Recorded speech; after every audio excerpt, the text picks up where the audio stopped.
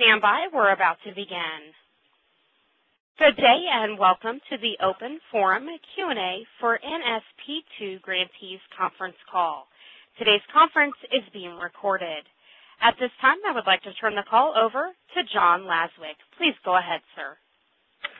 Good afternoon, everyone. I think as the NSP2 50% expenditure deadline approaches, the anticipation is mounting, and the excitement certainly is coursing through the halls of HUD Headquarters. We've seen some good progress over the last couple of weeks, so our optimism remains pretty high.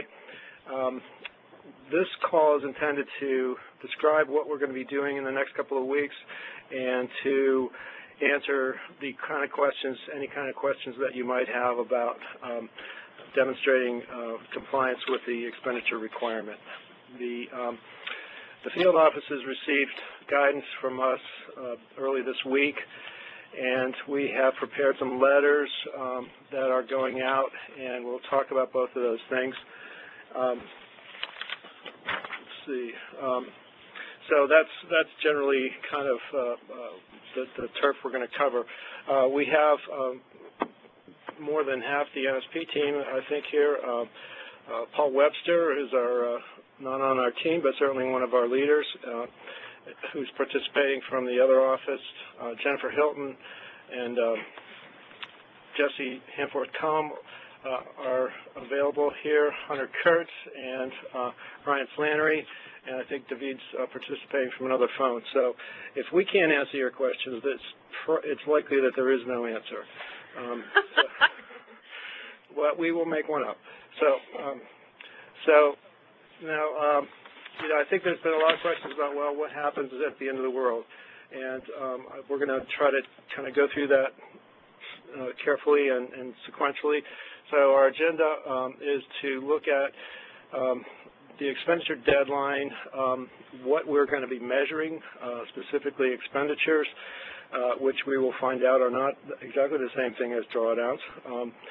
Then we will be looking at what sorts of recapture options HUD has, and the answer is limitless options, depending on the circumstances.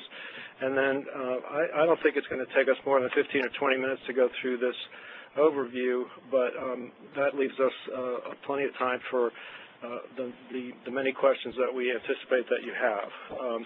We have briefed our field staff a bit more in addition to the guidance that they got, and so they will be working closely with us. And we apologize if we haven't fully informed them at times, but we're all trying to do our best on this. So at this point, Jesse Hanforth-Combe is going to be talking about the expenditures versus drawdowns and the letters that went out yesterday, and which most of you probably have not received yet. So you'll be hearing about them before you even see them. So, Jesse? Hi. I'm here because I get to take the heat for a couple of things. First of all, though, before we get to that, expenditures and drawdowns aren't the same thing. We have been using draws from the line of credit as a proxy for how you're doing on your expenditures, because most of the time, expenditures and draws tend to run together and they tend to be very close together. But in DRGR, if you recall, if you're not one of the people for your grantee that does DRGR, you may not be aware of this, but DRGR tracks drawdowns daily based on activity in the system from draw vouchers, and it keeps track of how much money has actually been called for and drawn from the line of credit. What is only tracked quarterly is a recording from your financial systems that reconciles and tells us how much you've expended for each activity. Now, Paul's going to talk more about what an expenditure is, but expenditures can come both before and after drawdowns, depending on a variety of things and the kind of activity you're doing. So the two numbers except at the very end of the grant, seldom exactly match. So what we have to do, because the requirement is an expenditure requirement, is use the expenditure number for the actual deadline. We have said that off and on over, the couple of years we've been running, but we haven't really emphasized it, and we are aware that our reports have been using drawdowns as the proxy. And I think it has slipped a lot of people's mind that when we get to the expenditure deadline, it's really the expenditure number we have to look at. What that's going to mean is that you're going to have to, each grantee is going to have to, NSP2 grantee that hasn't already reported in a QPR expenditures over 50% of the grant amount, you're going to have to report that by opening the next quarter's QPR, the one for the January to March quarter, and recording your expenditures as of COB February 11th. If you need to record those anytime during the 30 days after the end of the period, you'll be allowed 30 days grace for the recording and reporting and saving and submitting of that expenditure amount. But it would be really great, of course, if you do it by the deadline. If you don't do it by the deadline, we're going to have to send a finding letter if you didn't make it, if it looks to us like you didn't make it, even if you're telling us verbally that you did.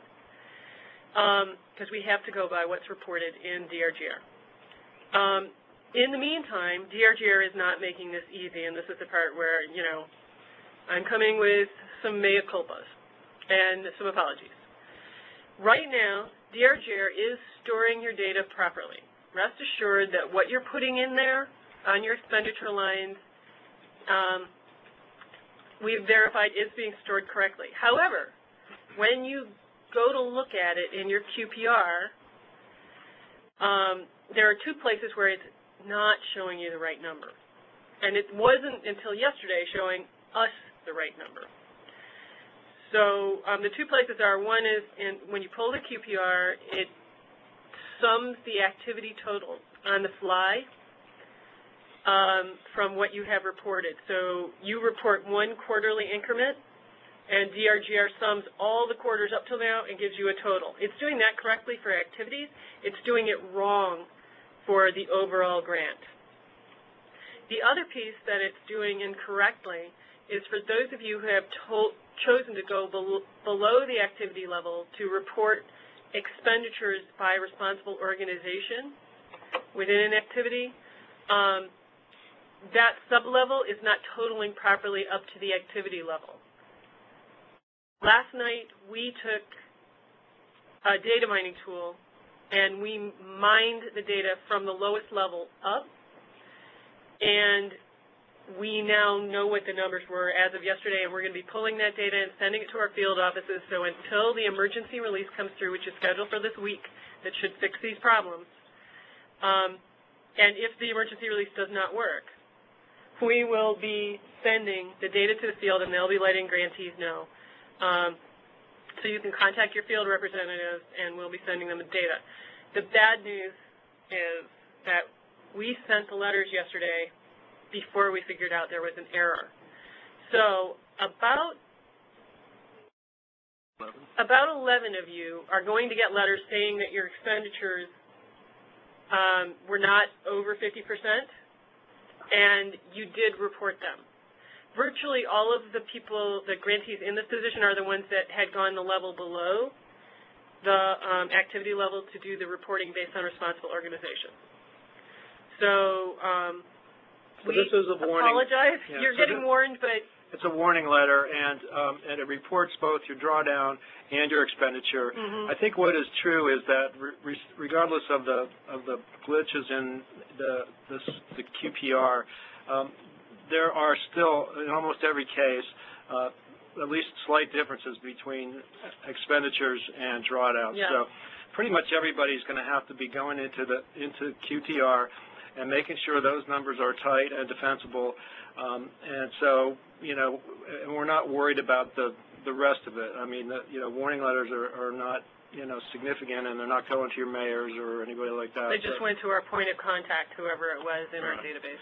So don't worry. And then, worst case, there's only 56 of you, so we can hand build the data if we have to. It's not the end of the world if we can't get it fixed for some reason. We think we can. But right now, in terms of drawdowns, we think that we are showing 30 of the 56 NSP2 grantees over the line. We sent 47 warning letters out yesterday, and so some of those were in error. Some of those actually, you had somebody reporting slightly over 50 and having slightly under 50 in expenditures. So regardless of the size of the discrepancy, pretty much everybody's going to have to go in there and just have a nice squeaky clean QPR, and you've got from now until the middle of March to sort that out. So, there's time. There's not so many of you, and we'll work it out with you. Absolutely. And we are now confident that what we were initially afraid of is that the data had gotten corrupted, but it's not. It's fine. It is as reported. It's simply in the code that sums it up and does it automatically, sums it up and gives it to you. It can't add. So we're working on that, and I do apologize. We all missed it in the testing, and very frustrating. So the next thing that we need to tell you about is how expenditures are actually defined. This is something that is going to cause some eye rolling among people who are not financial types, but bear with this, because I think for most grantees, because many of you are on accrual, this is actually going to cut in your favor, and you need to understand it and make sure your financial people understand it. So we brought our financial person, Paul Webster, who's going to take you through slide 5. Okay, the definition of expenditures is really the same definition that's contained in the OMB prescribed regulations for uniform administrative requirements, including financial management. So this is the same definition that's used government-wide for any report that is required to be furnished to the federal government and it's intended to provide some consistency in reporting. However, because it's a government-wide definition, the definition is necessarily broad. It doesn't zero in on the specific kinds of activities or projects that might be carried out under particular programs. So with that as a premise, then what NSP grantees are going to have to report are as expenditures, and assuming that you're reporting on an accrued basis, is the sum of your actual cash disbursements that you've made to third parties, and then any indirect expense that's been incurred and is allocable to your particular project. And in order to charge the indirect expense, you have to already have prepared, in some cases gotten approval from the cognizant federal agency of your indirect cost plan. And in some cases you don't have to do that, so you just have to have a plan on file. But in any event, the amount that you accrue for reporting purposes should be based on that indirect cost allocation plan. That plan will include, among other things, the base against which an indirect cost rate is applied. So the base would be something like direct salaries that are charged to the NSP grant, outlays or expenditures for hard costs that have been incurred, and so you take that base, so whatever you've incurred through the reporting date, you apply the rate to that, and that becomes then your accrued amount. Just a reference to value of in-kind contributions, I don't think that applies here. And the increase or decrease in the amount of what they're talking about are accounts payable mostly, or other accrual accounts, accrued salaries and things like that, that have been incurred for program expenditures by third parties, or you owe third parties. So, for example, if you have staff working on the program, and I'm sure most of you do, then there will have been some salary expense and fringe benefits that would have been incurred through the reporting date, even if you haven't paid it. So that would be one example. Another example would be an invoice from a contractor that you received that hasn't been paid yet, a request for funding from a developer for work that the developer has done on a project, but you haven't paid it. So those are the accounts payable that we're talking about here. In doing that, particularly when you have sub-grantees or sub-recipients who are working on the program, you're going to have them really do the same thing that you're doing, which is to determine how much is actually owed on to third parties for activities or services or goods that have been delivered in connection with the NSP grant. The last sentence here, when they're talking about other amounts becoming owed under programs for which no current services or performance are required, in most cases won't apply to the kinds of activities that are being carried out under the NSP program, or if they do, they're more likely than not to be included in an indirect cost allocation plan, so would be covered by that. And I understand that we'll have a question and answer opportunity later on, and when we get to that point, if you have specific questions about specific kinds of activities or projects that are being undertaken, then we can talk about that, and perhaps that will provide the most meaningful guidance for preparing the report. Thanks, Paul. So I think that those of you on the accrual accounting system will probably be breathing about 10% easier than you were maybe at the beginning of the call. I don't know if that applies as well to nonprofits or some of the consortium members, or the lead members of consortia that we have, but I think that'll make life a bit easier. So over the next few weeks, we're going to be going through a process that we've initiated already by sending out these letters and by sending our guidance to the field offices. And Jennifer Hilton on the NSP team here has been heading up the effort to develop this guidance and this process, and she's going to walk us through what to expect. So on the table, you have split up into what you should expect from your rep in the field, and then some things we're also going to be doing here at headquarters. And we just wanted to share this with you so you can be ready to expect these letters and scheduling of the consultations we'll be doing. So the first step is what we've talked about a couple of times, is opening up your new QPR for the first quarter of this year and updating your expenditures, saving that QPR after you've updated those. And then hopefully we'll get the DRGR fix in, and we'll be able to pull that data really easily for the deadline. So if you're under 50% expenditures, that's something you really want to concentrate on in the next few weeks. Weekly, Just about daily.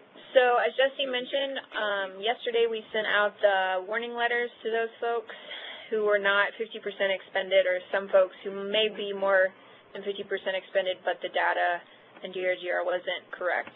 So those letters have been sent out. And again, it's just a warning letter kind of explaining what's going to happen if, you know, your numbers don't change before February 11th. So then we're going to be working on this QPR fix.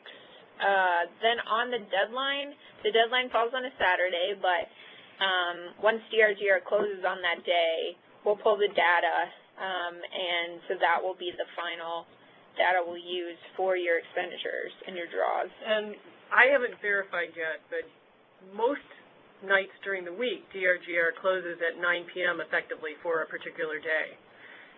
What I don't know is if DRGR is going to be open on Saturday or not to process a draw, but we would be able to see the draw request. And if you save expenditures, we would certainly be able to see your reported expenditure number through the end of the day Saturday, and we'll set the data pull for Sunday morning. Right, so the key is, though, don't wait till the last minute. I mean, if you can update your expenditures on Friday, if not before then, it's better to be safe than sorry and wait until the last minute. So then on the deadline, using those numbers that we pulled that Sunday, we'll be sending out letters.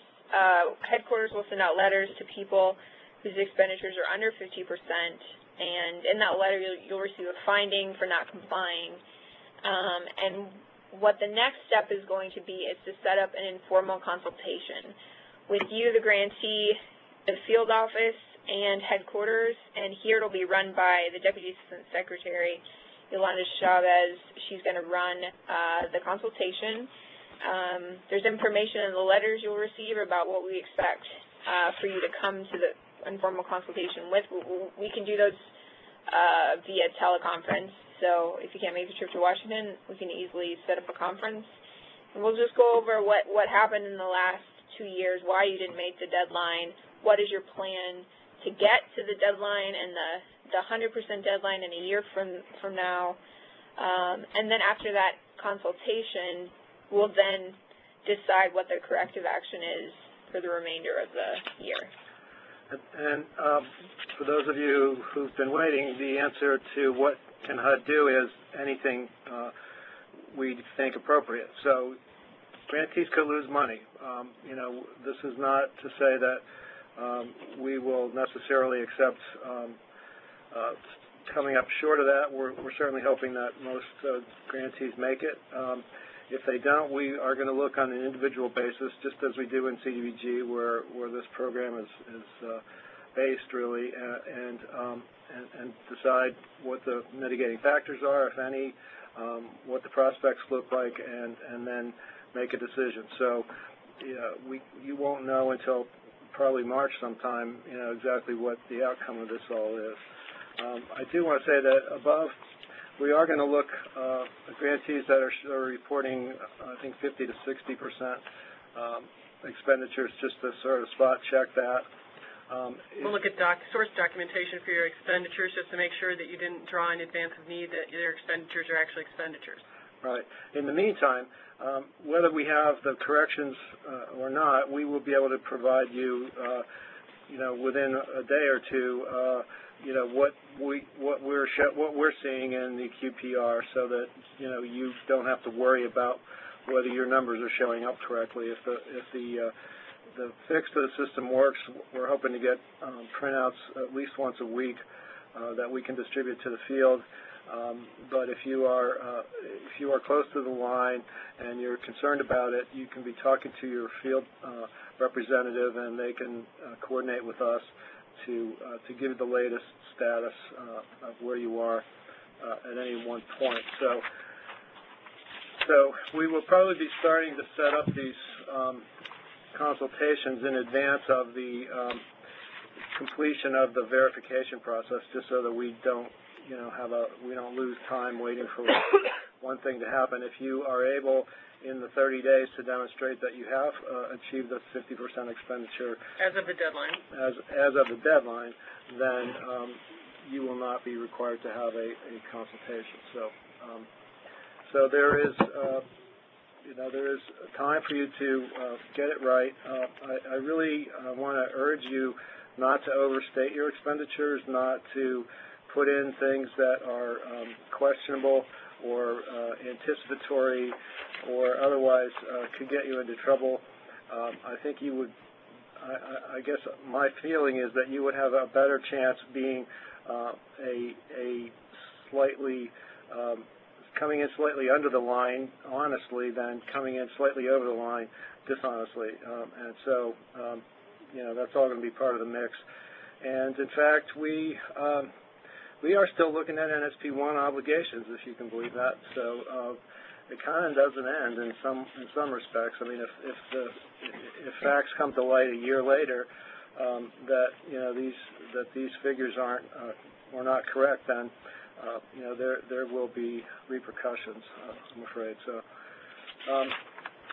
one of the most important things that you can show us, and in informal consultation, what we're offering, the informal consultation, is a form of a hearing, actually, and it's offered so that everybody gets sufficient due process should HUD decide that it needs to recapture or impose a sanction kind of corrective action. But it is a chance for grantees to, state your case, and you will be stating your case to a Deputy Assistant Secretary who's been a grantee, actually been an NSP grantee. So she's going to understand, your situation and what you're saying. If you are invited to an informal consultation, you can turn down the opportunity in favor of taking a recapture. We are urging everybody to take these informal consultations so that we can consider all the facts alongside you and make sure that we give the program the best chance to succeed. And we're really interested. The most important thing we're interested in is whether you can make the 3-year deadline, because at this point, there isn't an intention to do anything other than recapture at the 3-year deadline if you have not spent an amount of grant funds plus program income that is at least equal to your initial grant amount. And we will not be freezing letters of credit or other lines of credit or other funding as we did temporarily at the end of NSP1. So for those of you who went through that process, we recognize that most of you are really just hitting your stride at this point, and we don't have any intention of breaking that stride as you head into the final 12 months. So don't slow down. And I just want to, for the timeline when you're thinking about this, we'll send out the letter of the finding letter on the deadline or the Monday after the deadline. You'll get that letter. And we're immediately going to start scheduling those informal consultations. So you have 30 days to correct your expenditures, but because we're going to be scheduling those consultations, if you can get your expenditures, exactly right prior to that deadline, you'll save a lot of work. Yeah, exactly. So, if you can start getting your expenditures correct right now, that's going to be your best bet. One of the big questions that we got in advance, just to knock out a question before it gets asked, is how much would we recapture? And we're not closing off any options for the informal consultation. Should the Deputy Assistant Secretary decided that a case merited recapture, she would have to base it completely on the specifics of what she's looking at. If we happen to have, I know none of you are stealing the money, right, but if evidence came to light of fraud or something, then a recapture would go a different path. But we're not intending to try to recapture funds that have already been expended legitimately. That's in your grant agreement, actually, that we don't do that. So,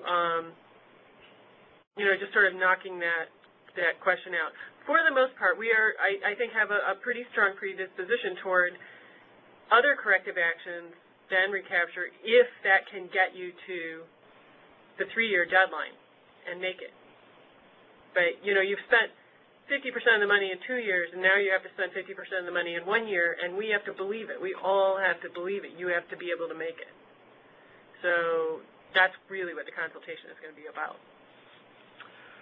Right. So the next slide just lists our usual list of reference materials and the resource exchange and so forth. And then we get to the questions. So let's just open lines up for questions if we have some both written and verbal, and we'll take them as we receive them.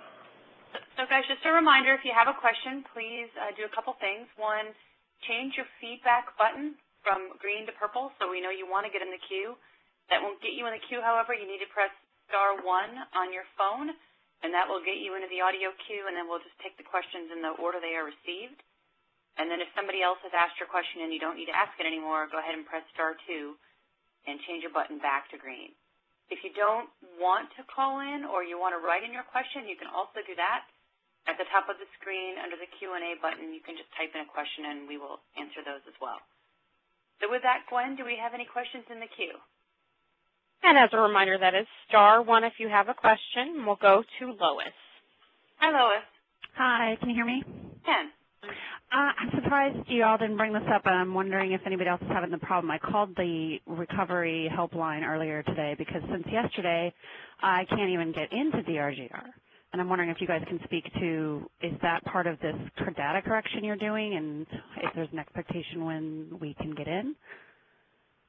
Fortunately, we have Ryan here. We're sending him to apologist school. I was taking notes watching Jesse earlier. I think I got a couple points out, like a tip for that. There are some issues with the servers. I think it has to do with the recent release. It should be back up right now. But we're not sure what the real underlying issue is. But our contractors are working on it. They're trying to identify it, and hopefully we'll be back up and running smoothly. So earlier this week, we were getting maybe 1 or 2 of these a day, and now we're getting 3 or 4 a day, and they're lasting longer.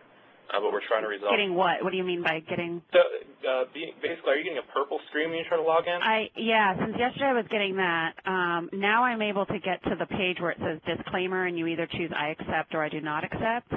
But all it's doing is saying I'm still logged in, which I never was able to log in. That's multiple sessions. Right. You'll have to clear out. You'll have to close out your browsers. Right. If you're having an issue where you're locked out now and it says you have to wait 30 minutes, shoot an email to the DRGR_help right. at HUD.gov, and then they'll send it on to myself or the other user with the admin access, and we can reset your session. Okay. But usually what's happening is maybe a browser wasn't closed out. You try to log in once, you didn't close your browser out because you got that error message. And then when you finally could log back in, you didn't close the browsers out, and it just... Yeah, I don't know. I'm closing my browsers out. This happened to me several times before, the whole purple screen issue. But then anyway, it doesn't matter. I'll send the email and just keep resetting it. The purple screen's one issue. The multiple sessions is a different issue. Right. One may be causing the other, but... I get multiple sessions all the time because I'll get multiple windows open and forget I logged in on DRGR on one of them and try to log in again, and then it just locks you down. It treats it as if somebody's trying to hack the system. Right. Yeah, I think it might have been logging me in even though it was showing me a purple screen, because otherwise I couldn't log in. Right. So, That's exactly what's happening, Lois. Yeah. And actually, guess what? I'm in. So there you go. Just talking to you made a difference. Thank you. I'm glad I could help. Ryan, you were giving you your halo back. Magic. All right. Thanks. All right, Gwen, who's our next caller? We'll go next to Pam. Hi, Pam. Hi, can you hear me? Yes. Great. I have 2 questions. One's a clarification of the expenditure problem with DRGR. My QPR report that I printed out does show that my expenditures are all listed there, but when I look at the reports, they don't show at all. And I just want to clarify that will be taken care of when you go through and correct the DRGR emergency session? Yes, that's exactly what will be taken care of. What's happening is when you record each quarter's increment, this is for the techies, okay? When you record each quarter's increment, it goes into one of the data tables in the underlying database. Yeah. At the same time, the system is supposed to sum up all the previous quarters for that activity and put in a different data table the sum, and that sum is what's grabbed by the report. The sum is wrong. The raw data you entered is there, and it's correct. We're fixing the code that makes sure that when you enter each quarter, that the sum is placed properly in the correct table so that it can be called on by the report. Does that make sense? It does make sense. So I should just check like next week sometime and just make sure that the report's kicking out the right numbers? Yes, we're trying to get it fixed tonight, but I'm not making you any promise. But by next week, if it's not done, I will be pitching multiple temper tantrums all over the HUD building until it gets done. Okay, great. My other question is, I'm also having trouble with project budget. And I think you might have referred to this before. I just want to confirm that that's right.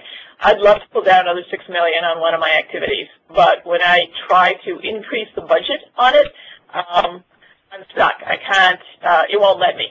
Did you decrease the budget somewhere else first? Could I? I'm not sure I can. Is the problem? Well, it should. Pam, it's Ryan. I'm working on this. Right before this call started, I was looking at everything, so I am working on it.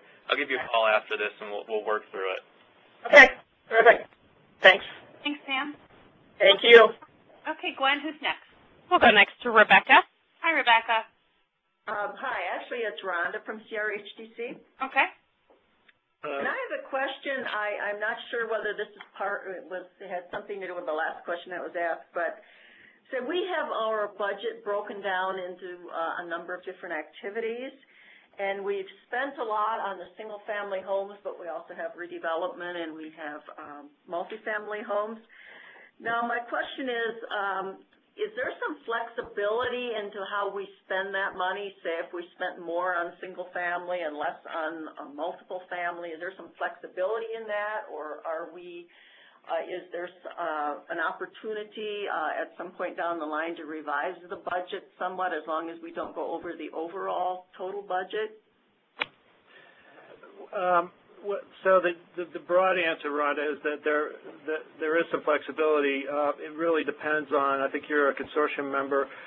It depends on what your application said and what your goals are and so forth. And we've been reasonably flexible as far as, not even requiring an amendment to be made to HUD unless you're doing something that never appeared in your program or working in an area that you'd never proposed to work in.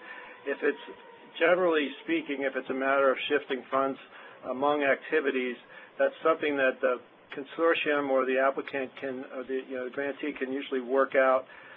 And the question that you have to ask yourselves is, will our overall program be pretty similar, pretty close to what we said it was going to be?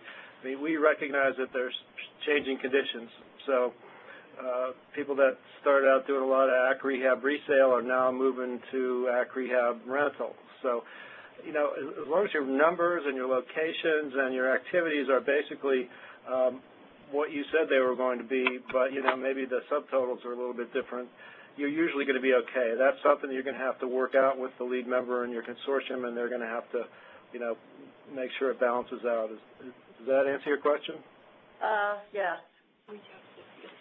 Yeah, and we should probably talk to your field rep. I think in this case you're part of CPLC consortium, aren't you?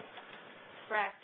Yeah, so we can have somebody here in headquarters talk to you about how that would work. But I would talk to CPLC, Chicanos Pro Casa first, and then if there's anything they can't figure out, they've done some of this already, so they should be able to talk you through what the limitations are, if any.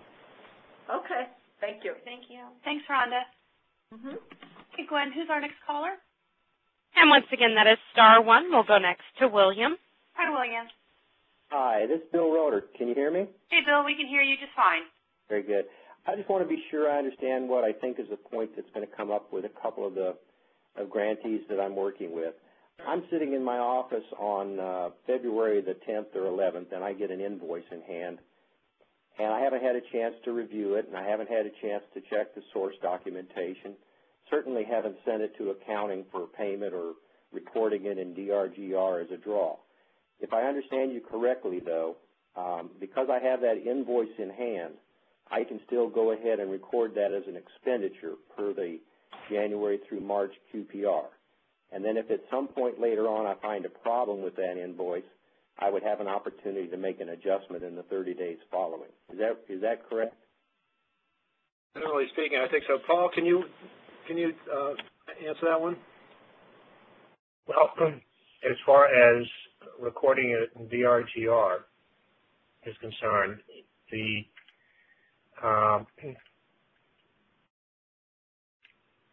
for other reporting requirements under the CDBG program, for example, we allow grantees to, even if the information is not yet in their accounting system,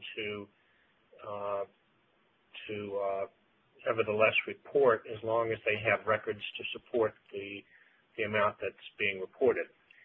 So I think that the answer would be yes on that score. You could report it. Now, what would happen if the invoice appears later is determined to be inaccurate in terms of what is owed, then whether an adjustment can be made, I'll have to toss back to my colleagues in the NSP side just to confirm that there is an opportunity to make an adjustment within that 30-day time frame. Yeah, well, I think no question within the 30 days. So, that's fine. If it takes longer, I guess I'm not sure what we'd be, but hopefully it'd be far enough past the 50% that you have a little flexibility there. Right, and I just want to say, make sure, Bill, that, by the way, hello, that you're comfortable that you're on accrual basis. Right. Because your question kind of depends on that, I think. Mm-hmm. And I assume we'd have to keep the source documentation for HUD's review. Yeah. Okay. And I would say also to grantees faced with questions like this, because you really are supposed to be doing this once a quarter based on what's in your accounting system anyway. That's what that expenditure field is for, and it's clear, very clear to us now that a lot of grantees are not doing this, although about half of you are. That this is a midstream thing. If you're already well over 50%, if you're at 60% or 70% reported expenditures without digging into the things that are crossing your desk and not in your accounting system yet, don't worry about it for the deadline. This is us telling you that there is room in the existing rules if you want to report and you have the documentation and you're otherwise not going to make the 50%. You need to do this, that it is legal, it's okay, and we have a way to support it and walk you through it. Thanks, guys. Thanks, Bill. All right, Gwen, let's take one more call on the phone, and then we do have a bunch written in, and then we'll come back to the phone again. So who's next on the phone, Gwen? No other questions at this time. Okay, so folks who do want to ask more questions, please feel free to queue up. But meanwhile, we're going to go ahead and go to some of the written in questions. We do have a bunch here. So guys at HUD, our first question comes from Bruce. If we meet the 50% goal through actual drawdowns, are we still required to update the expenditure report in the QPR, or will the drawdowns be sufficient? Drawdowns are not sufficient. They are not the same thing as expenditures, and we won't be looking at the draw number. I am aware that for some purposes, the home program just uses draws as a convenience. We will not. There have been abuses where people have drawn in advance of need. We want expenditures, we want it reported, and we will be spot checking on some of them in a sample. Expenditures is what the law says. It's what the, and it was changed from used to expenditures on purpose by Congress.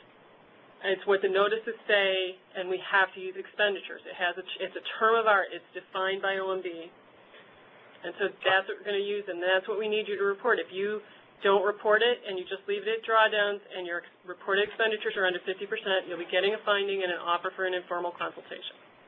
Jesse, if I can add, this is Paul. Any grantee that has used the authority for lump sum drawdowns, for example, there may be a substantial amount drawn down and placed into a lump sum account, but the money in that account is not considered to be expended until it meets all of the other criteria that we've been talking about. So drawdowns could well, in many cases, overstate the amount of expenditures, particularly if a lump sum drawdown provision is utilized.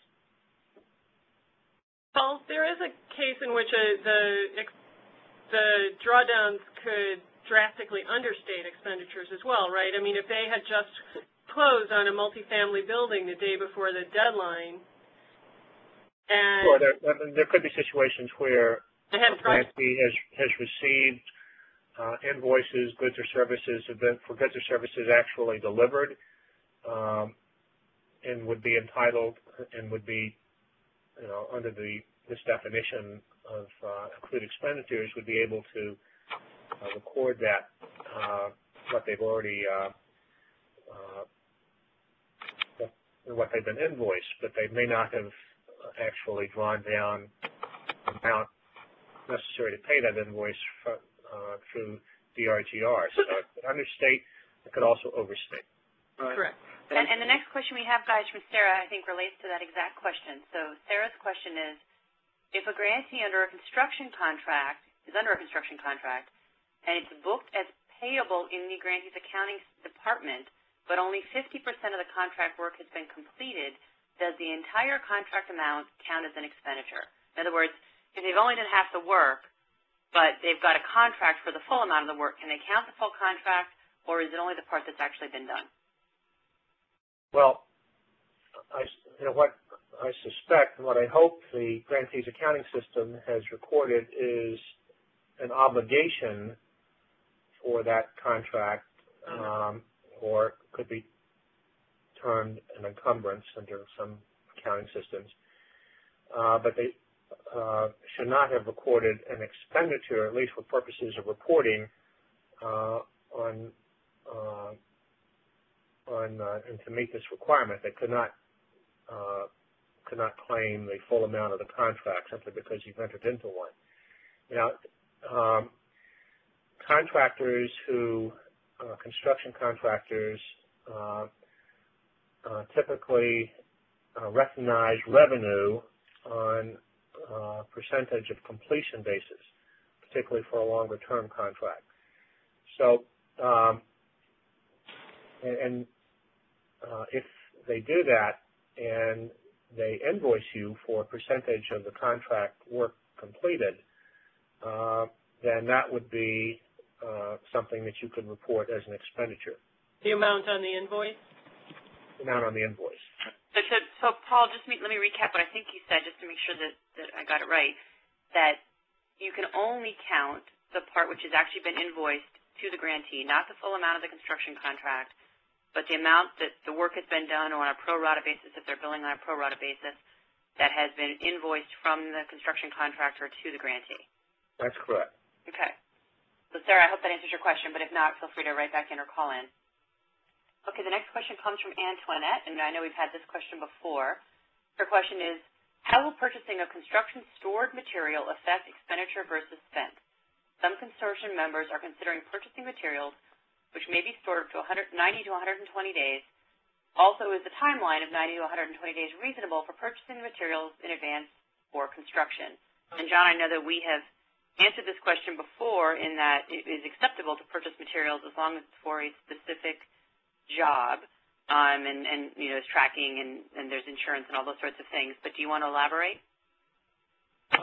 Yeah, I mean, I think that's the basic principle, is that you can't just go out and buy a whole lot of plywood and figure that you'll use it up eventually. That you need to have it scoped out by the house or by the apartment project or whatever it is, and it needs to be very specific. I think 90 to 120 days is probably not unreasonable. A lot of times you can get some discounts if you're maybe putting some packages together like this. You might want to, but you do get into the storage and or security issues if you can't store it. If the seller can't keep it on their property, then you have to secure it. And if you've listened to any of our recent webinars, that can be a very exciting experience. So there are some caveats, but I think that based on what you said, unless Paul wants to put me down here, I think we're okay on that.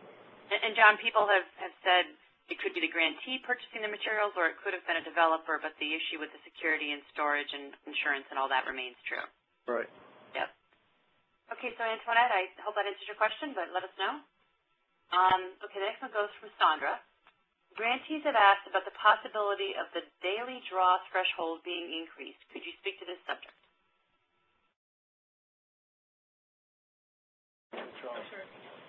I'm sorry, I didn't hear the question again. Yeah, we both walked away from that. Can you repeat the question? Sure, and I think it's a DRGR question. Grantees have asked about the possibility of the daily draw threshold being increased. Could you speak to this subject? No, they're not draw. It would take us months. The draw thresholds are based on a risk assessment that was done at the beginning of the program, and they're embedded in a document that's owned by our CFO and overseen by the CFO and the Office of Inspector General. They're based on a lot of experience that we have with different kinds of organizations, and we can't move them. What we can do is we have moved some additional people, including now Ryan, to have the capability of reviewing draw documentation. Because you can draw your whole grant in one day if you need it. They'll hit the draw threshold. We will ask for really, really basic invoice information so that we can see that at least 2 people approved the draw request at the grantee level, that the draw is for the the invoices show that they're for the activity that the draw voucher shows, and that the numbers just add up. And we can turn those things around, and we've been turning them around the same day they're made, as long as you're not sending us one in at 5 p.m. And we even have somebody out on the West Coast now, for the 3-hour spread who's approving these. So we've been turning them around same day. So go ahead, make the draw, make the call, and we will turn them around. Email the draw documentation to your rep and to the Ryan and Jim on the DRGR team simultaneously if you want. But they've been doing them all in under 24 hours for the last 2 or 3 weeks now. So we're not moving the draw thresholds because really those aren't really owned by us anymore. We had some say in setting them, and we don't have much say in moving them. But they're not limits. Don't think of them as limits. Draw what you need to, and we'll move it. And one other recommendation would be, if you know you're going to be making a draw that's going to pass that threshold, go beyond the threshold, let your field office rep know. That way they'll be ready to turn it around, because we'll get the information, we'll get the notification, and then we request it from them. We request the documentation from them. So if they know it's coming, they'll be ready for it. They can look out for it, and we'll turn it around quickly.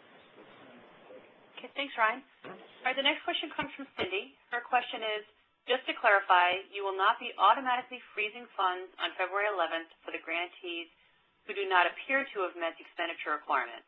We're a subrecipient that is 50% complete with the construction of a multifamily development funded exclusively with NSP2 funds. We're concerned with our ability to continue with the construction past the February expenditure deadline if our grantee has not met their expenditure requirements. So they're worried about, as a subrecipient, grantee gets frozen. Right.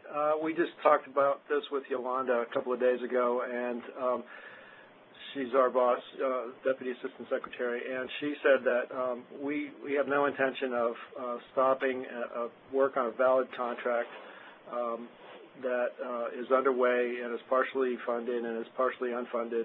We will not be screwing that up for you. So, keep making progress, keep doing high-quality work as fast as you can, but we will not away on a situation like that. Okay. The next question comes from Melissa. I'm looking at my fourth quarter 2011 QPR, which I've submitted and has been accepted. The category total funds drawn down shows the full amount that I've drawn and is correct. The total funds expended is 0. What's this about? This is about the problem that we just have been describing. So it could be different sources of problems, but we are, there is a mathematical problem in the system that is not totaling the correct amount of expenditures. So the good news for you is that your expenditures are in there and they're correct, and we are trying to, we have a plan here to get a correction to that in the next couple of days. So that shouldn't be a problem. If you have allocated your costs to responsible organizations in particular, you're more likely to see this. There are some other glitchy parts of it, though, but we have time to correct that, and so we'll do a run next week and try to share that with everybody to see, once we get it corrected, we'll see if we're completely consistent between the two.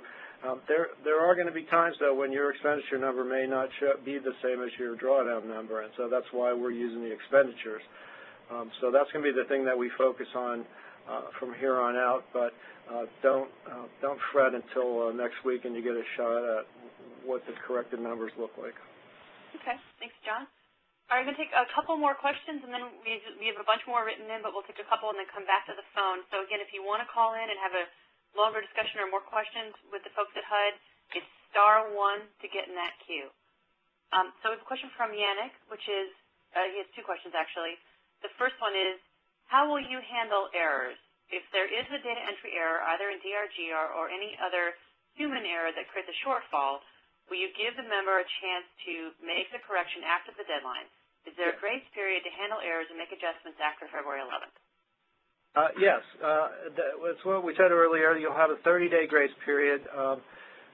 And even though we are completely error-free here at HUD Headquarters, we will also help you with your with your errors. So after we've admitted to all of our errors. So yes, that's why we have a 30-day grace period, and we'll be working with you. It's a small universe of 56 grantees, so no one will be left out in the cold. Okay, and then Yannick has a question or a comment, which is, I think instead of a warning letter, HUD should send an encouragement letter to the grantees that are working so hard to get to the 50% expenditures. Even though they're not there yet, as long as they haven't given up and are working toward getting there, they should be encouraged rather than warned. I believe HUD would get more positive results with a positive feedback, such as encouragement rather than warnings and threats. What do you think? Well, we think that our webinars and our policy and other opportunities for interaction stress the positive. There are times when a warning is required before we make a finding, before we recapture funds, that we really have no alternative. So I think we're pretty pleasant 364 days of the year. So and I realize, I mean, we believe in positive reinforcement, but sometimes we have to lay out a warning, and we do that in the sense of trying to get your program completed, and we are, we're rooting for everybody. I mean, I'll just say that when Jennifer showed me one of the letters to the people above 60% that started out with congratulations and an exclamation point, I said that exclamation point will never stay in there, but it did. So don't tell me that HUD doesn't have a sense of support for its grantees. Well, and truthfully, I think, John, you guys have all said that everybody does better and looks better, certainly with Congress, the more of us make it. So you guys have certainly been behind everyone in getting there. Well, it's in line. I mean, I'm not trying to be, dismissive about this. I mean, we want you to succeed, and we prefer to be nice about it. At the same time, I think that we've seen both with NSP1 and now with NSP2 that holding out a firm requirement does motivate people. And so, we're sort of stepping gingerly in between and trying to keep positive while saying that, some folks may not make it with the positive reinforcement. So. Okay. All right, well, let's go back to the phones. Glenn, do we have anybody on the phone line? We'll go to Alex. Hi, Alex. Oh, hello? Hey, we can hear you. Yes. Our we went into our DRGR and it does show an expenditure of over 50%, but our drawdown doesn't. I mean, the drawdown does, but not the expenditure. Where do we go look? We're trying to find out all over the system where the expenditures are reflected. Okay, so Ryan, where would they look to find what DR thinks is their expenditure? I mean, we know where the obligations are. We know where the drawdowns are. Where do we find the expenditures other than in the summary report? Yeah, it's going to be in your quarterly performance report. Is that what you're looking in? Right. So expenditures are reported in your QPR. And the glitch is that when you look at that first page of the QPR, you might say total funds expended 0, but in actuality you've reported expenditures at the activity level. So that's where you want to look at the activity level to see that you've got funds expended. Oh, so we got to go back into the activities level and enter the proper amounts for each. So it Exactly. enters into the expenditure summary section. Right. If they haven't been entered already. Yes. Right. So some folks have not entered them yet. I mean, we have a couple that were well over 50% drawn that were showing 0% expenditures, and they didn't have. It just wasn't in there at all. So that's one group, the ones that need to just fill in the blanks or make the corrections. And then there's the other group that you have the information in there and it's just not totaling properly. So. Yeah. So the drawdowns, just because I feel like we keep getting this question, the drawdowns are created by the vouchers that you submit in the system and how much money you're drawing down from your locked account. Expenditures are what you report in your QPR. And so they're two different things, and if you're not reporting expenditures in your QPR, you need to start doing that. And you can just do that in the newest QPR. So you can open this new QPR for this quarter and start putting in those expenditures if you haven't already, and save that, and then hopefully we'll fix the problem and we'll be able to get that data really easily. And if you go in tomorrow afternoon and those expenditure totals are still off, send an email to DRGR_help. I have a pretty good feeling that this is going to be resolved tonight. So go ahead and send an email if it's not resolved. That way we know that there's still an issue there. Right, but that's if you've reported at the activity level and it's not showing up on your front page. Right. And Ryan, it's DRGR_help at HUD.gov? At HUD.gov, yes. Great, okay. All right, who's our next caller, Gwen? We'll go next to Lois. Hi, Lois. Hi, me again. So piggybacking, I know you're answering a lot of variations of this question, but I understand where to record the expenditures. It's a manual entry in our QPRs, and I can go and do that. Now, do I hit save, or do I actually submit before February 11th? If you save it, that'll lock that entry in.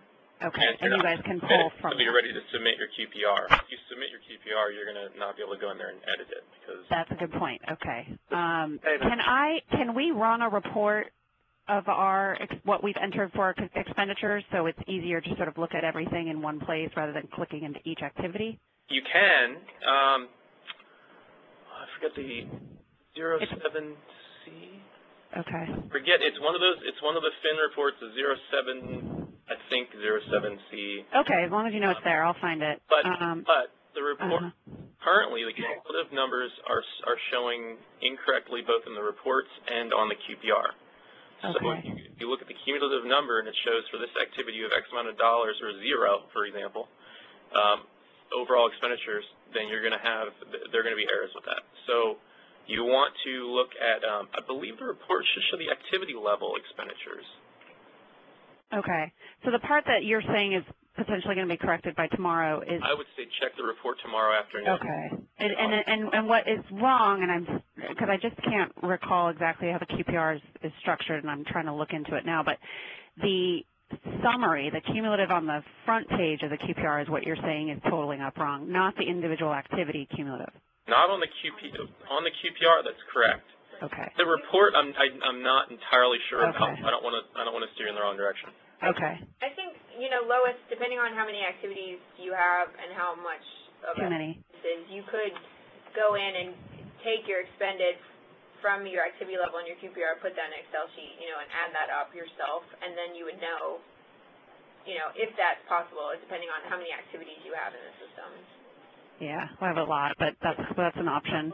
We'll be generating reports starting next week. So yeah, okay. I think the biggest thing that I would focus on in your position and all your positions is to get the right data into the QPR and let HUD worry about getting the right totals. Yeah, when I'm looking at the totals, I'm going to be stressed if it's right or not for you guys. We'll get you some feedback on that. Okay. All right, great. Thank you. Thanks, Lois. Okay. We'll go next to Alex. Okay, hi, Alex. Yeah, hi, this is Alex again. We take in our activities, and each one of our activities reflects the proper expenditure amount. Right. Okay, good. That's equal to the drawdown amounts in the summary page, but the expenditure summary is way, way lower than what we actually that's the spent. thing we're working on. Okay, so that's not something we have to do on this end. Yeah, right. No. Yeah, the thing you want to worry about is getting your data in there properly, and if it's in there properly by activity, you're fine. Okay, great. Thanks. All right. And Alex, you might just want to check it tomorrow or Monday or Tuesday when it's edited, just to make sure it's showing up correctly. Okay, thank you. Okay. All right. Who else do you have on the phone, Gwen? We'll go next to Pam. Hi, Pam. Hi. I just want to get back to that report that Lois was looking for. Is the FIN report 07B? 07B is in boy? Yeah. Okay, terrific. Thank you very much. Okay, great. Gwen, anybody else on the phone? No other questions at this time. Okay, so we have some more written in, and then again we'll open up the phone lines again. So we have a question from Adrienne, which is, will admin have to be spent by the 2013 expenditure deadline? Yes. Well, an amount equal to your grant must be spent by the 2013 deadline. So in most cases, I think virtually every case, you will have program income that will offset some of that amount. So you just have to get to that amount. You may end up with funds left in your account that we will have to, figure out a way to transfer to you and through the closeout procedure. But you have to spend an amount equal to your grant, and it can't be more than 10% general administration. How you get there is really up to you. So, John, we've actually gotten this question quite a lot recently. So I think what you guys are saying is that it's the total bottom line that matters. So let's say your grant was $5 million.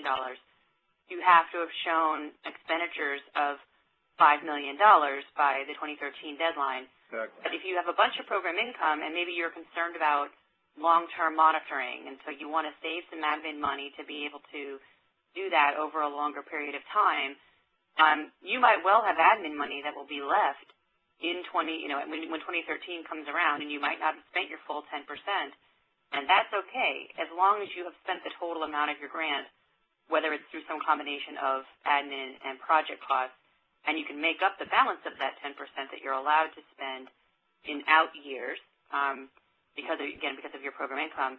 What matters is just having spent the bottom line. Is that right, John? Yes, exactly. So if your grant was $5 million and you have $500,000 in program income, you can expend $5 million and meet the requirement and still have $500,000 left in your line of credit because you've substituted program income for that, and that's fine.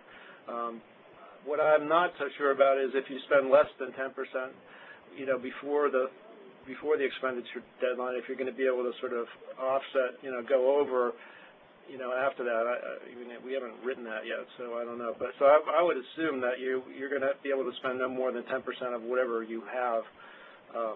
So I just don't think you're going to be able to sort of bank excess admin money and kind of use it, in year 7 of your land bank.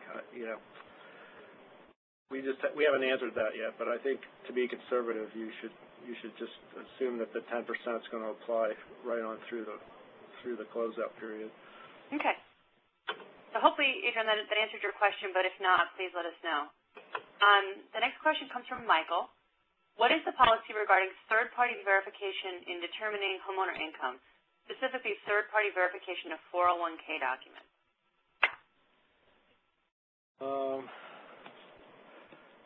I don't know off the top of my head.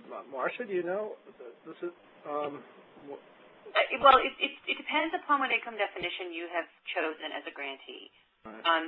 if you were to have adopted the home rules related to income verification, then yes, you would need to get source documents, not necessarily certain. You wouldn't necessarily have to call Vanguard or whoever their 401k provider is, but you would certainly need to have those pieces of paper showing that asset income. However, CDBG isn't quite so stringent about what third-party documentation you have to have. It allows the grantee to come up with its approach to how to do that. So, you may have a slightly different, it depends on your policies and procedures for documenting income at your grantee.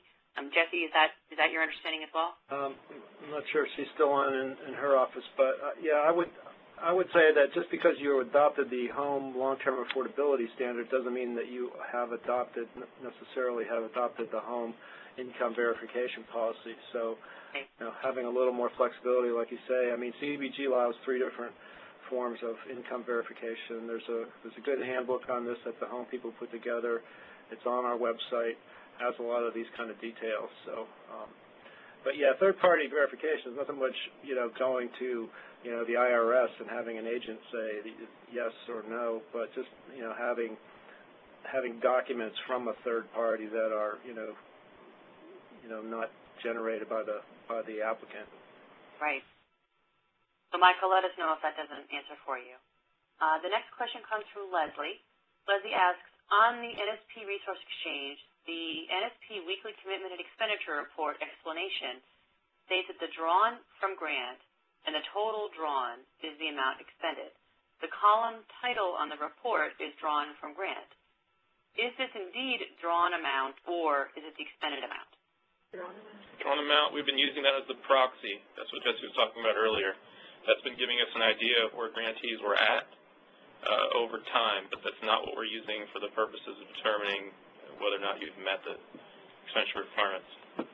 So, guys, we shouldn't be relying 100% on those NSP reports that are published on the website, because those are just a proxy. People really do need to go into their QPR and be looking at that expenditure data. Yeah, you could fill out a draw voucher and spend the money and everything and not do anything in your QPR. So what we're saying is that we've been taking the relatively easy way, because, you're spending money, and so we can see that happening. And then rather than harassing you for 2 sets of data all the way through the process, we've decided to harass you only in the last month of the process on the QPR side of things. So, and I really don't think they're going to be that different. And if you're on an accrual basis, I think you probably have expenditures that you haven't booked yet. Okay, next question comes from Chris. Can equipment that is integral to the project, such as an HVAC system, on a large rental project be ordered and paid for pending manufacture and delivery at a future date? Well, yeah, as long as the future date's, sometime in this century, preferably the next 90 to 120 days. So, and you'd want to have a contract for that, so you need to have some sort of binding contract. Right. Yeah, proof of purchase or whatever you want to call that. Yes. Okay. And obviously, as John said earlier, that would need to be for a specific project. So it wouldn't be just any old HVAC system or any old windows is probably more likely a scenario here. Something like this, it's got to be custom made. I'm sure that's. Yeah. Okay. The next question comes from Simone. In DRGR, will open funds be counted toward the 50% expenditure threshold? Sometimes invoices will be delayed in our internal processes. Well, I think this is where you have to talk to your own accounting people, because if you're on an accrual accounting basis, the answer is one thing. If you're on a cost accounting basis, the answer may be different. If you're on an accrual basis, as I understand it, some of these expenses might be able to be included, but you're going to have to sit down with your own finance folks and say, well, what system do we use, and when is this expended under the system that we use, and that's what you'll be counting. If I could say something, this is Paul Webster again. Please. I want to distinguish between situations where a grantee maintains its accounting system on an accrual basis, and I want to distinguish that from someone who reports on an accrual basis. unless we've said something to the contrary in our notice or elsewhere, the grantee can maintain its records on a cash basis and still report on an accrual basis as long as it has documentation on hand to support the accrual information. So, such as having invoices and other information that would indicate that an amount is owed but hasn't been paid yet. So, I don't want any misunderstanding on what we're talking about here. We're talking about reporting on an accrual basis, not necessarily maintaining your records on an accrual basis. Okay, so a grantee or maybe a nonprofit, Paul, that has that keeps their records on a cost basis could still report on an accrual basis for us. Is there any notification or anything they have to go through for that, or? No, they have to go through an analysis. I mean, I can call your attention to another provision of the OMB rules, what we call the common rule, and it's in HUD's regulations at 24 Part 85.41, and it permits reporting and stipulates that if an agency like HUD requires reporting on an accrual basis, that doesn't mean that the grantee has to convert its accounting system to an accrual basis. Now, having said that, I think the overwhelming majority of grantees maintain their records on an accrual basis, but there are some who might not, and if they don't, then they're not required to convert, and they're also not prohibited from reporting expenditure information based on an analysis of documentation on hand. So I just want to make that clear. Okay, so I think some of you are going to owe Paul a beer the next time you see him. So I think that's going to help out some of the grantees that are, maybe have incurred expenses but haven't quite paid them yet. I know there are at least a handful of communities out there that are that have a less than speedy finance department and many signatures to go through and so forth. So what Paul's saying is that as long as you've got that invoice from the contractor, the fact that your finance people are still moving it from inbox to inbox is not going to work against you. So that's good news. Thanks, Paul. And I would take the one underline on that, though, is to make sure that you get it into that QPR so you get credit for it. So it's not enough to have the invoice sitting on your desk. You got to get it in that report to HUD. Exactly, but what we're saying is that it's okay if you put it in there on an accrual basis, even if your accounting doesn't work that way. So that I think is going to give everybody the benefit of the doubt in terms of, some of these invoices that are in motion haven't been expended, haven't been paid yet. That's great news. Okay, we have a couple more questions. The next one is from Donna. To add to the admin expenditure question, what if you do not have program income and need to do monitoring beyond 2013? Well, that's a good question. There really isn't going to be a source of funds through NSP, I don't think, and so I assume that there will have to be some coordination through your CDBG and or home programs to continue to do that monitoring. Pardon? Yeah, and so we are sympathetic to that, but if you don't have CDBG and home funds, then hopefully you can design your liens and covenants and other things so that as much of the enforcement of the long-term affordability, for example, is done by title companies rather than by your organization. I realize that not 100% of your costs are going to be able to be covered that way. So. Yep. And truthfully, given there's still some time left, you might, if you're not currently earning program income, you might look at some ways that perhaps with the remaining balance of your funds, if there is a remaining balance, you may want to consider designing it in a way that does earn program income for that very reason. Right. Okay, the next question comes from Kelly. Kelly's question is, I believe I heard grantees who spend the entire amount of their grant by using program income will be allowed to maintain local control of the remaining balance of their grant. Is this correct? How will program income be handled for homes sold after the February 2013 date? Jesse could probably give you the closest thing do we have to an answer at this point? Well, considering that we were just meeting before this call to figure out how we wrote the closeout regs. So. Right. The February 2013 date does not mean you will be closing out then. It just means that that's a deadline, another deadline along the way. We will be closing out when we meet the closeout criteria. And one of the closeout criteria is going to be that you have expended all you intend to expend from the line of credit itself. We will not be allowing lump sum drawdowns from the line of credit at any point. NSP1 and NSP3 are X-year money, which means those accounts stay open as long as there is a federal government, unless we achieve the criteria for closeout, which usually means that the account has been used up, but sometimes grantees give money back. NSP2 has some limitations, but they're not going to be getting in our way for quite some time now, and I'm really not worried about it being a problem. So we will get to the expenditure deadline, and we will start. Actually, we're already starting looking at markers for actual closeouts. If you want to see where we're generally going with closeout guidance for local governments and states, you can look at the CDBG entitlement regulations at 570.509, 24 CFR 570.509.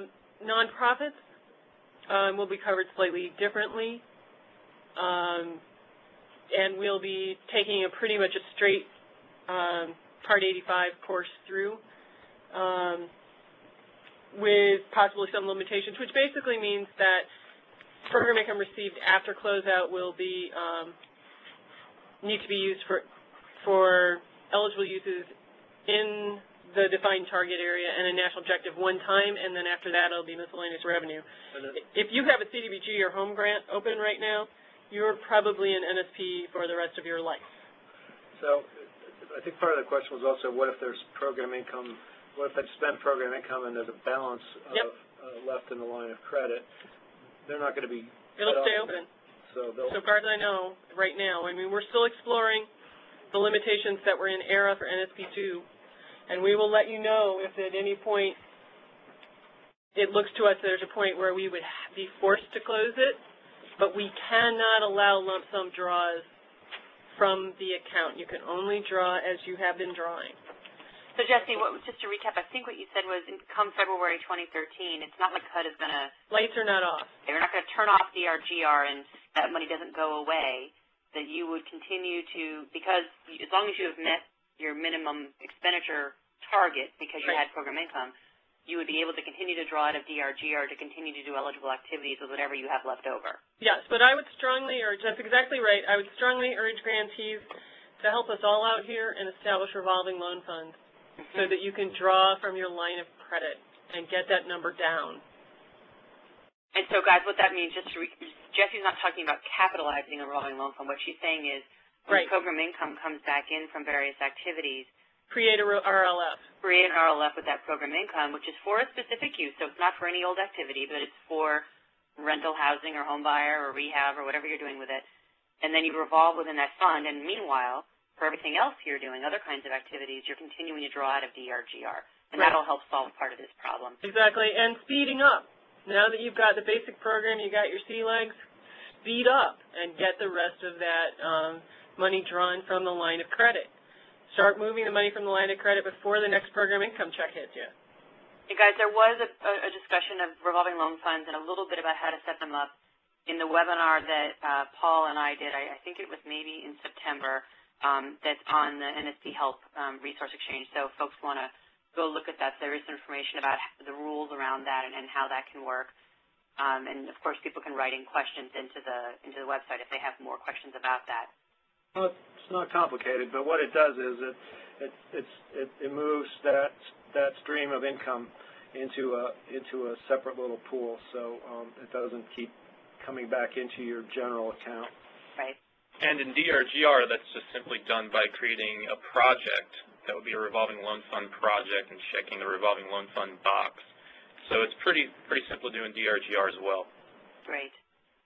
And I think, Kelly, we did answer the second part of your question, which was program income after February 2013. We don't totally know yet because the closeout notice is being worked on, but if Jesse, I believe, it sounds like you said at least for grantees, not for nonprofits, but for grantees, it's going to remain NSP, PI, in perpetuity. It's going to be NSP. We don't know how many of the NSP characteristics it'll keep, other than we know it'll be the 120% of median, targeting, and the NSP eligible activities. What we're trying to do, and I think we have secured funding for, is to create a space in IDIS going forward, so they would shift over and be accounted for in IDIS as if it were CDBG, but in a separate ribbon with its own matrix codes. We have a problem we're also trying to crack, and that is all the properties that people will be holding as they meet the closeout criteria, particularly in land banks, but also there'll be some held in grantees. And we're going to need a property registry post-closeout. We're looking so far back now on that. We're looking into urban renewal and how they handled it. We'd really rather do it better. We just cut an urban renewal deal here just before Christmas to let you know how long the closeout can take. We'd rather do it a little faster to really finish it off. So we're working on a notice that will lay all of this stuff out, but it's going to be post-closeout very CDBG-like because we're on the CDBG chassis. And for those of you who haven't been doing CDBG for a long time, urban renewal was back in the 70s, so that's how far back that goes. Yeah, it's it ended in the 70s. Yeah. It ended in 1974, theoretically.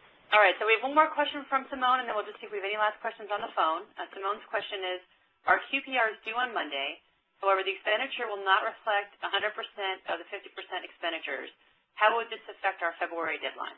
Well, your QPR... NSP2 QPRs are due on the 10th of the month, January 10th, so you would be opening up a new one for the quarter that we're in now.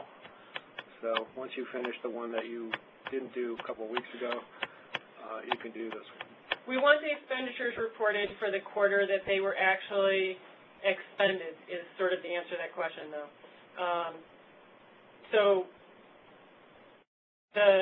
If you expended and you haven't reported yet for expenditures in the quarter that ended in December 30th, that, put the expenditures in that QPR. If you had the expenditures occurred in January and early February, then put the expenditures in that quarter. We want the actual expenditures, because that'll match up with your documentation on site should any of your expenditures need to get looked at. And for those expenditures, if you hadn't entered expenditures all along the way, if we're talking 6 quarters ago or something, do makeups and annotate it. Right. You'll have to enter it into your most recent QPR and then just put it into the narrative field, what the amount was and then what quarter it should be applied to. Okay. All right, so I think that's it on our written-in questions. So, Gwen, do we have any other callers on the line? We do. We'll go to Victor. Hi, Victor. Yeah, I think you just answered our question about the QPR. We just submitted ours for end of December, and it's showing our expenditures less than what our drawdown. And so I was just wondering how we go back and correct that, but I think you answered it. Right. So if the expenditures that you're showing in your activities are correct, then the only thing that you have to worry about is whether we can make the correction here that will allow us to sum it up correctly. And I think somebody had asked, was there a report that would capture all of them? But the ones I've seen, that would be based on like quarterly, those cumulative financial reports. Right. Quarterly one, and then you could do the sum yourself. But yeah, the quarterly financial report, not the cumulative. Okay. Cumulative will give you the incorrect numbers. And if I just go to an individual activity, is there a way I can look and see if the expenditure matched the drawdown that way? Not really, because there isn't a necessary connection between what you put into DRGR and what you put into the QPR. So, right. But I mean, expenditures and drawdowns are not always equal unless you're on a reimbursement basis. Are you on a reimbursement basis? Did you decide to pay with your own funds first and then reimburse? We have done that. Okay, then they will be equal, and that explains the way you're asking the question. The report shows both expenditures and draws, I believe, so by quarter. So you should be able to look and see if you have reported equal amounts. Yeah, we did. Evidently, we did. Okay. Okay. All right. Thank you. You don't have to be on reimbursement. Okay, but our expenditures is showing less than draws, so that means we didn't put in the expenditure. Okay. I assume. Just remember that the sum is not working correctly right now. Just the raw amount that you put in, and that's why the report by quarter is right, but the financial summary cumulative thin sum report is not right now. Okay. All right. Thank you. Thanks, Victor. All right, Gwen, do you have anybody else on the phone? We'll go next to Yannick. Hi, Yannick. Hi, my name is Yannick Lende from Neighborhood Housing Services of South Florida. Hi, everyone. Good to have you on the phone. Okay, my question is, what's HUD plan for the recaptured funds? The grantees who spent 50%, will they be allowed to request some of the recaptured money if they can justify the need for the money for other projects, for the project? Unfortunately, this money came through the Recovery Act, and if we recapture funds, it goes back to the Treasury. They're gone. We can't reallocate. Too bad. Thank you. P1 and 3 are a little different, but we're not looking at large amounts so far. And to answer the NSP1 and 3 question before somebody asks it, any funds recaptured from NSP1 and 3 right now have to be reallocated using the formula factors in HARA, the initial act to give us NSP1, and we are looking at what our options are, but right now it looks like it would have to be some form of formula. Okay. Thank you. All right, so Gwen, anybody else on the phone? We do. We'll go next to Pam. Hi, Pam. Hi, again, sorry. This is not going to be about 50%, so I hope that's all right. That's okay. Okay. I want to confirm that if there is a formerly public housing vacant site that's been demolished with other than NSP funds, are there any additional restrictions to use NSP funds to build new on that? Who owns it? Well, I think there's probably going to be underlying. The partnership will own it, but there will be underlying ownership by Housing Authority. Yes. So the Housing Authority currently has title to the land? Currently, yes. Okay. There's pretty significant restrictions on what can go on the land, but TIH, Public and Indian Housing at HUD, are the experts on that, not us. Okay, great. Awesome. Thanks. Okay. All right, Gwen, any other questions on the line? There are no other questions. Okay, and I think we've gotten through the written and phone queue as well. So, HUD folks, anything else to add? I'll take us to the last slide as well.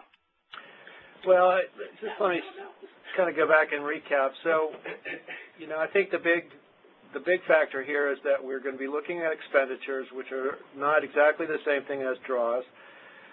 You have to report your expenditures in your QPR. Some of you have, some of you haven't. And so you need to go in there and make sure that those numbers are good.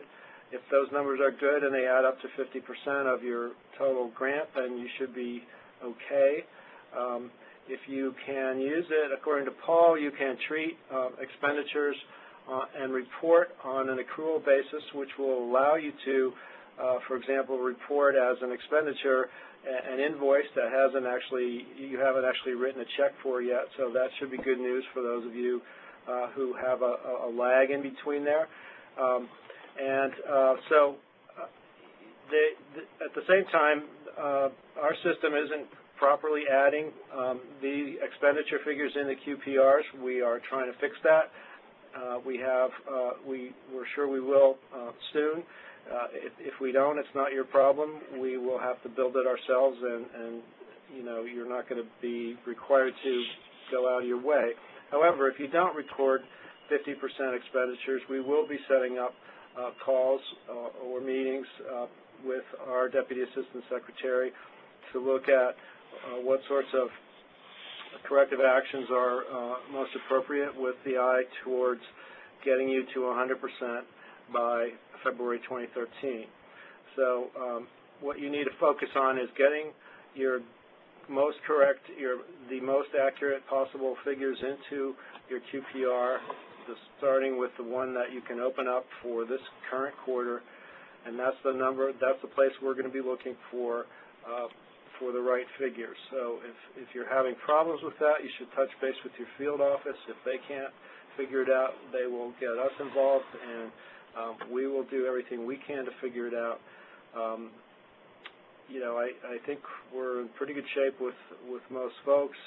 We are not concerned that at this point that the drawdown figures and the expenditure figures are different.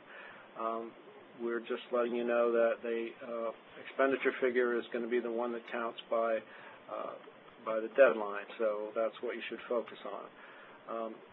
We are here, and we will, you know, help you through this. Any legitimate expenditure will be counted. Don't do stupid things, and I think we'll be fine. So.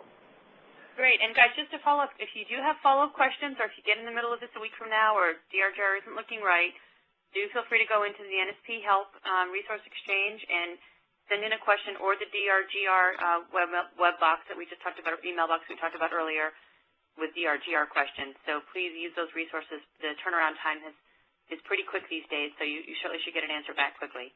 Yeah, and if, you know, Marcia, I mean, you guys are kind of coordinating that process. I mean, if you're getting NSP2 drawdown questions that your team of question answerers can't handle, you know, just get them directly over to us. I mean, we know that, I mean, this is going to be a group of questions that nobody's had to answer before, so I'm not expecting the regular TA providers to have all these answers. So, you know, just, you know, don't hesitate to shoot them over to us, and Hunter coordinates that here, and he'll come and he stands over our desks until we come up with the answers. So. Yeah, and we know time is of the essence, guys, so we will absolutely push toward getting you answers quickly because we know that clock is ticking. So please use that resource.